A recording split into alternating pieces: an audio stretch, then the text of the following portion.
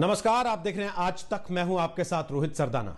Corona की दूसरी लहर और देश भर में कोरोना का कहर।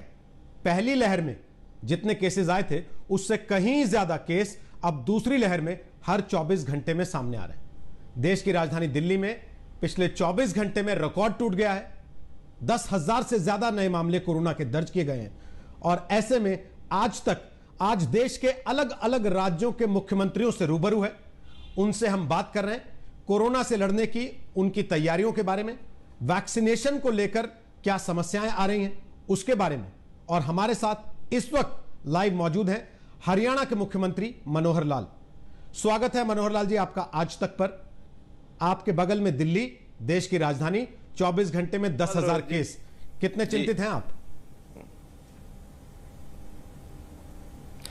रोहित जी, बात ठीक है आपकी, क्योंकि पूरे क्षेत्र में जिस प्रकार से कोरोना के केसेस बढ़ रहे हैं, चिंता होना स्वाभाविक है। दिल्ली में भी बढ़ रहे हैं, साथ लगते हमारे पंजाब प्रांत में भी बढ़ रहे हैं। हमारे हरियाणा का भी संख्या जो है एक प्रकार से जो नवंबर 2020 में थी 3,000 के आसपास, 3,000 से थोड़ा ऊपर चली गई थी।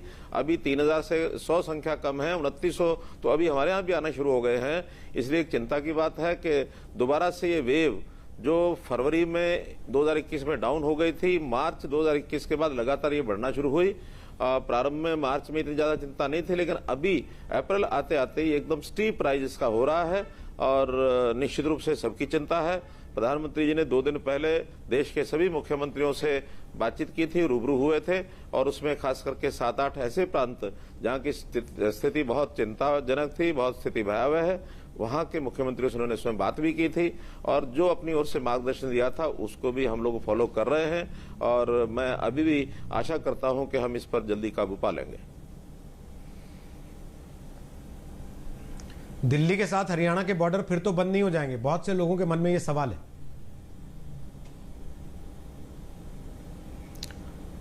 रोहित जी, हमने पिछली बार जितने भी अनुभव किए थे उसमें से बहुत सी चीजें तो ऐसी कारगर हुई हैं कि जिसको दोबारा से लागू करने से हम उसकी रोकथाम करेंगे, लेकिन बॉर्डर्स बंद करना मैं समझता हूं उस प्रकार का सोल्यूशन नहीं है और न ही लॉकडाउन जैसी कोई स्थिति ला करके उसकी स्थिति का कोई बहुत हल होने वाला है, क्योंकि ये जो इन्फ्लेट करता है एक प्रदेश से दूसरे प्रदेश में, बॉर्डर्स बंद करने के बाद भी बहुत सी आवागमन लोगों की इधर से उधर होती रहती है, तो इसलिए वो कोई बहुत कारगर ऐसा उपाय मुझे लगा नहीं है, जिसके कारण से पैनिक ज्यादा होता है और उसका इलाज कम है। इलाज की और सारी व्यवस्थाएं वो सब हम कर रहे हैं, उसमें जितने भी करेक्टिव मेजर्स हैं वो हम कर रहे हैं, क्यूरेटिव मेजर्स हैं वो सब हम कर रहे हैं, इसलिए मुझे लगता है कि हम उसमें से सफलता पाएंगे। अस्पतालों के स्तर पर प्रबंधन कितना मजबूत हुआ है पिछले 1 साल में? क्योंकि सरकारों ने पिछले 1 साल में यही बात कही बार बार कि इस लॉकडाउन के दौरान हमें अपनी स्थिति को मजबूत करने का, तैयारी करने का मौका मिला। अब उसकी टेस्टिंग का समय है, तो कितनी तैयारी है?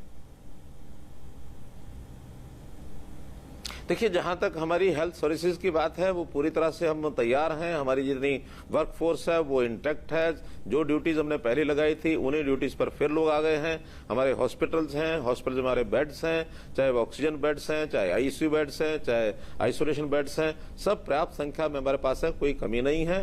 और इसको मैं समझता हूं कि इन सारी व्यवस्थाओं के आधार पर न केवल सरकारी व्यवस्थाएं बल्कि प्राइवेट व्यवस्थाएं भी इसमें सहयोग कर रही हैं और सब मिलकर के इस लड़ाई को हम लड़ेंगे तो इसके ऊपर काबू पाएंगे। लेकिन इस पूरी परिस्थिति में जब दिल्ली के अंदर लगातार आप देख रहे हैं केसेस में बढ़ोतरी हो रही है, दिल्ली ने नाइट कर्फ्यू का ऐलान किया है, देश के और राज्यों ने अपने बड़े शहरों में नाइट कर्फ्यू या पार्शियल लॉकडाउन जैसी घोषणाएं कर दी हैं। आपको नहीं लगता कि आपको भी जो सैटेलाइट टाउन्स हैं कम से कम जो दिल्ली को टच करते हैं, जहां से रोज का आना जाना है, वहां कुछ ऐसे मेजर्स उठाने चाहिए थे? देखिए, सामान्य मेजर जितने हमने पहले उठाए थे उसको फिर से लागू किया है। जैसे मास्क पहनने की बात है, जैसे सोशल डिस्टेंसिंग की बात है, जैसे सैनिटाइजेशन की बात है, या गैदरिंग्स के ऊपर रोक लगाने की बात है। जब हमने जितने भी इंडोर गैदरिंग्स है उसमें 50% की कैपेसिटी कर दी है और मैक्सिमम लिमिट उसमें 200 रखी है। और इसी प्रकार जो आउटडोर गैदरिंग्स है वहां भी 500 से ज्यादा गैदरिंग नहीं होनी चाहिए। फ्यूनरल आदि के लिए जो 50 लोगों की लिमिट हमने रखी है। तो ऐसे सारे मेजर्स हमने अडॉप्ट किए हैं। लेकिन जहां तक लॉकडाउन की बात है, जो पिछली बार हमने प्रयोग किया, मुझे लगता है कि उसमें से एक पैनिक ज्यादा खड़ा हो जाता है, लेकिन उसका कोई समाधान बहुत निकला नहीं है। और अगर पैनिक होने के बाद जो पिछली बार लगातार 3 महीने तक जो स्थितियां बन गई थी, हमारा आर्थिक चक्र सारा रुक गया था, जिसके अंदर बाजार बंद हो गए, जिसमें इंडस्ट्रीज बंद हो गई, छोटी घरेलू इंडस्ट्री भी बंद कगार पर आ गई, और वो सब करने के बाद भी हम उसको बहुत ज्यादा रोक नहीं पाए थे। तो इसलिए हमें लगता है कि वो सारी जो आर्थिक स्थिति का एक चक्र बंद होने के कारण से जो उहापोह होती है, जो पलायन शुरू हो जाता है, वैसी स्थिति ना आ जाए, क्योंकि वो स्थिति कोरोना के साथ साथ कई बार बहुत भयंकर स्थिति बन जाती है। तो हम चाहते हैं कि लॉकडाउन जैसी स्थिति भयानक ना हो, बल्कि अपनी अपनी जगह पर रह करके जो बाकी जितने इसके तरीके हैं उन सबको अडॉप्ट किया जाए। हम अपने आप को उसमें संभालेंगे, हम अपने परिवार को, अपने समाज को, आसपास लोगों को इस कोरोना को फैलने से जो कैसे रोक सकते हैं, उसके लिए हम सारे प्रबंध करेंगे। स्कूलों को भी हमने आगामी 30 अप्रैल तक एक बार बंद कर दिया है, और 30 अप्रैल के बाद इसका निर्णय फिर करेंगे। और जहां तक रात्रि का जो कर्फ्यू है, अपना कोरोना कर्फ्यू, इस कोरोना कर्फ्यू के ऊपर भी विचार कर रहे हैं। आज इसका कोई फैसला करेंगे, और हम रात्रि के कर्फ्यू को भी बड़े जो शहर हैं, जिसको आपने बताया आइकॉनिक शहर है, उसमें इस कर्फ्यू को भी हम लागू करेंगे। आपने स्कूलों की बात की, स्कूल 30 अप्रैल तक बंद हैं, लेकिन बोर्ड की परीक्षा को लेकर बहुत सारे लोगों के मन में सवाल है। सीबीएसई बोर्ड के जो छात्र हैं, उनके पेरेंट्स ने तो सीबीएसई को चिट्ठी तक लिखी है। क्या राज्यों के तौर पर, राज्य प्रशासन के तौर पर आप लोग भी सीबीएसई से कोई अपील करने वाले हैं, और स्टेट बोर्ड अपनी तरफ से कोई फैसला लेने की सोच रहा है इस बारे में कि परीक्षा स्थगित की जाए या ऑनलाइन कर दी जाए या कुछ हल निकाला जाए?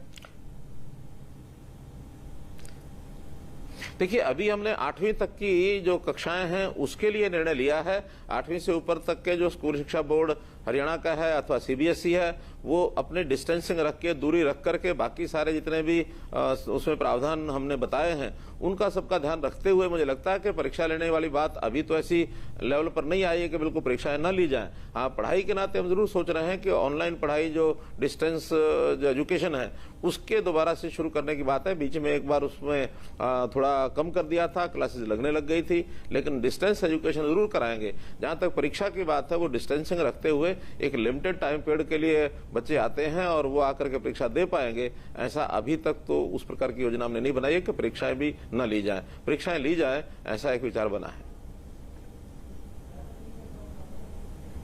प्रधानमंत्री ने टीका उत्सव की बात कही थी, 3 से 4 दिन टीका उत्सव चले, लोगों को ज्यादा से ज्यादा वैक्सीनेशन की तरफ प्रेरित किया जाए और वैक्सीन दी जाए। तो आपके यहाँ टीका उत्सव कैसा चल रहा है, और आपके पास लगाने के लिए टीके पर्याप्त मात्रा में है कि नहीं? हमारे यहाँ ये जो 4 दिन का टीका उत्सव का कार्यक्रम है, ये शुरू हो चुका है, और लगातार 15 तारीख तक हम 1 लाख इंजेक्शन जो है इसके जो हमारे लगेंगे टीके, तो 1 लाख से ज्यादा, यानी इन 4 दिनों में लगभग 5 लाख टीके लगाने की हमारी योजना है। और पर्याप्त संख्या में पास स्टॉक है इंजेक्शन का, कोई उसमें कठिनाई नहीं आएगी। और लगातार हमारी जो संख्या बढ़ रही है, तो अभी तक 25 लाख लोगों को वैक्सीनेशन का टीका लग चुका है, और लगातार जिस स्थिति से, जिस गति से हम बढ़ रहे हैं, उतनी सप्लाई हमारे पास वैक्सीनेशन की आ रही है। और उसका हम जितनी सप्लाई एश्योर्ड होती है, उसका हम प्लानिंग पहले बना लेते हैं, और प्लानिंग करके 24 घंटे के अंदर वैक्सीनेशन का जैसे स्टॉक आता है, उसको हम निश्चित स्थानों पर भेज देते हैं। हमारे यहाँ इस प्रकार की कोई न तो अभी कठिनाई आई है, और न ही आने वाले समय में हमको लगता है कि कठिनाई आएगी। लेकिन आपके अड़ोसी पड़ोसी परेशान हैं, बहुत नाराज हैं। महाराष्ट्र ने जब ये झंडा उठाया सबसे पहले कि टीके नहीं है, तो बाकी कांग्रेस शासित राज्य भी कह रहे हैं कि जहां जहां डबल इंजन की सरकार है इनकी, वहां तो टीके हैं, हमको नहीं दे रहे हैं। आपको क्या लगता है, वाकई भेदभाव हो रहा है? मुझे नहीं लगता कोई भेदभाव हो रहा होगा, क्योंकि तो पहले से प्लान बना करके सबको बता दिया जाता है। उनसे पूछा भी जाता है कि कितने इंजेक्शन आपको चाहिए, कितने इस प्रकार का जो टीकाकरण की व्यवस्था है उसकी क्वांटिटी जो है वो पहले से पूछ ली जाती है। मुझे इसमें कई कठिनाई अगर ध्यान में आ रही है, तो जो बड़े राज्य हैं उनकी अपनी व्यवस्थाओं को उनको ठीक करना पड़ेगा। जैसे हमने जितने भी हमारे पास वैक्सीनेशन के टीके आते हैं, हम 24 घंटे के अंदर अंदर जो सप्लाई चेन है, डिस्ट्रीब्यूशन चेन है, इस ढंग से बनाई है कि वहां तुरंत पहुंच जाते हैं, ताकि 4 दिन पहले का स्टॉक उनके पास भी उपलब्ध रहे। अगर कहीं बड़े क्षेत्र हैं, बड़े एरियाज हैं, वहां डिस्ट्रीब्यूशन का सिस्टम उनका ठीक नहीं होता होगा तो निश्चित रूप से कठिनाई आती होगी। दूसरा वेस्टेज है, वेस्टेज का भी जहां तक विषय है, बहुत से प्रांतों की वेस्टेज 6%, 8%, इवन 15% तक वेस्टेज हुई है। ऐसे प्रांतों को वेस्टेज भी ना हो, इसकी भी सावधानी बरतनी पड़ेगी। हमारे प्रांत में वेस्टेज 1-1.25% तक ही रहती है। हमारी कोशिश है कि वेस्टेज 1% से भी कम हम लेकर के आए। तो इसलिए इन बातों पर अगर ध्यान करेंगे, मैनेजमेंट अच्छा करेंगे, तो जितनी क्वांटिटी उन लोगों ने पहले से तय की हुई है, वो सब quantity as per agreed plan सबको जाती है। उसमें कहीं भेदभाव नहीं बरता जाता कि इस प्रांत को ज्यादा करनी है, इस प्रांत को कम करनी है। जिस प्रांत की जैसी योजना है पहले से तय होती है, वो सबको पहुंचती है। मनोहर जी, आम लोगों के मन में एक बड़ी भावना आ रही है कि हमारे लिए तो मास्क अनिवार्य किया गया है। चलती गाड़ी में भी अदालत ने कह दिया अगर कोई अकेला जा रहा है तो उसको मास्क लगाना है, सोशल डिस्टेंसिंग का भी पालन करना है। लेकिन राजनीतिक पार्टियां जब कोई रैली करती हैं, कोई रोड शो करती हैं या कोई राजनीतिक कार्यक्रम करती हैं, तो वहां ना नेता खुद मास्क लगाते हैं, ना उनके कार्यकर्ता मास्क लगाते हैं, ना सोशल डिस्टेंसिंग का पालन होता है। इन चीजों को लेकर क्या राज्य सरकारें इस मौजूदा परिस्थिति में, जब सेकंड वेव इतनी घातक दिख रही है, कुछ कदम उठाने की सोच रही हैं कि नहीं? हाँ, निश्चित रूप से हम लोगों ने तो राज्य सरकार के नाते से इन चीजों का पालन करना शुरू कर दिया है। और इसके लिए म्यूनिसिपल बॉडीज हैं या हमारे पुलिस के लोग हैं या जिनके भी जिम्मे हमने लगाया है, वो सख्ती से पालन करा रहे हैं। इवन चलान भी किए जा रहे हैं। चलान करने के बाद हम तो यहाँ तक करते हैं कि उसका 500 रुपए का चलान करते हैं, साथ में 5 मास्क उसको दे देते हैं, साथ में कि भी ये खुद भी पहनो, बाकी लोगों को पहनाओ। पुलिस भी उसकी डिस्ट्रीब्यूशन कर रही है। तो ये सारे डिस्ट्रीब्यूशन के सिस्टम उन्होंने पुख्ता कर लिए हैं। हम बिना मास्क के इसका नहीं चलने देते, लोगों को सख्ती का पालन कराते हैं। अब कहीं कहीं लोगों ने ठान ही लिया कि हमें मास्क पहनना नहीं है, तो उसका तो कोई इलाज नहीं होता। ये अपीलिंग एक फैक्टर है, तो हम अपील करते हैं, लोग उसको मान रहे हैं। और जिनको नहीं मानना है वो बाद में जब पछताएंगे, उनको ध्यान में आएगा कि मास्क जो है ये जरूरी पहनना चाहिए था। इसलिए मैं तो अभी भी अपना मास्क साथ लेकर के आया हूँ, लेकिन चूंकि डिस्टेंसिंग मेरी दूर है, यहाँ से 3 गज दूर लोग बैठे हैं मेरे से, इसलिए मैंने आपसे बात करने के लिए मास्क उतारा। वरना हमेशा लगातार मास्क पहनने का उपयोग हम सब लोग करते हैं, चाहे वह राजनीतिक नेता हो, चाहे हमारे एडमिनिस्ट्रेटिव जितने ऑफिसर्स हैं वो हैं, या हमारे कार्यकर्ता हैं, सबके सब पहनते हैं, जनता को भी संदेश देते हैं। जनता का ये कहना है कि आप सब चीजें रोक देना चाहते हैं। आप जब मैं कह रहा हूं तो वो व्यवस्था की बात कर रहा हूं, जो भी सरकार चलाने वाले लोग हैं या सरकार हैं, लेकिन राजनीतिक गतिविधियों पे कोई रोक नहीं लग रही है। चुनाव होने थे, चुनाव वैसे ही होने, चाहे वो पंचायत के हों, चाहे वो लोकल बॉडीज के हों, चाहे वो राज्यों के हों। क्या आपको लगता है कि ऐसी परिस्थिति में विशेष इन चीजों पे भी रोक होनी चाहिए? 5 राज्यों का चुनाव तो पहले से तय हो गया था, लेकिन स्थानीय निकायों के चुनाव जहां जहां हो रहे हैं वो रोके जा सकते थे या रोक देने चाहिए थे? मैं बाकी जगह की तो बात नहीं करता। हम अपने प्रदेश में हमने चुनाव आयोग को निवेदन किया कि हमारे यहाँ स्थितियां जो ये कोरोना की भी हैं, और आपको पता है कि यहाँ पर आंदोलनकारियों ने एक आंदोलन की व्यवस्था भी खड़ी की हुई है। तो इस नाते से हमने निवेदन किया, उन्होंने हमारी बात मान ली, और हमें लगता है कि उसके कारण से हम 2-3 महीने अपने यहाँ के स्थानीय जो चुनाव बाई इलेक्शन है उसको यानी दूर कर पाए, उसको एक प्रकार से पोस्टपोन कर पाए। और इसी प्रकार से लोकल बॉडीज के भी यहाँ चुनाव ड्यू हैं। हमने उन लोकल बॉडीज को भी चुनाव के लिए अभी को तो कम से कम 6 महीने के लिए इसीलिए टाला है कि परिस्थितियां ठीक नहीं है, परिस्थितियां ठीक होंगी उसके बाद ये सामाजिक कार्यक्रम हो, राजनीतिक कार्यक्रम हो, चुनावी कार्यक्रम हो, इन सबको बाद में हम शुरू करेंगे। मैंने तो आज भी एक मेरा कार्यक्रम पहले से तय किया हुआ था जब कोरोना की स्थिति नहीं थी, लेकिन इस बात को ध्यान में रखते हुए मैंने अपना आज कार्यक्रम कैंसिल करके मैं वापस चंडीगढ़ आ गया हूं। हम स्वयं ध्यान रखते हैं कि इन कार्यक्रमों को या तो किया जाए तो एक मर्यादा में, संख्या कम हो, दूरी बनी हुई हो, तब किया जाए। अब बिल्कुल समाज से हट करके, टूट करके तो नहीं रहा जा सकता। समाज के अंदर छोटे बड़े कार्यक्रम होते हैं, उनमें भागीदारी भी आवश्यक है, लेकिन सावधानी बरतनी आवश्यक है। सावधानी नहीं हटनी चाहिए, ऐसा मेरा मानना है। बहुत बहुत धन्यवाद मनोहर लाल जी आज तक पर आने के लिए, और कोरोना काल में लोगों को यह भरोसा देने के लिए कि कम से कम लॉकडाउन करने की फिलहाल कोई प्लानिंग हरियाणा सरकार नहीं कर रही है।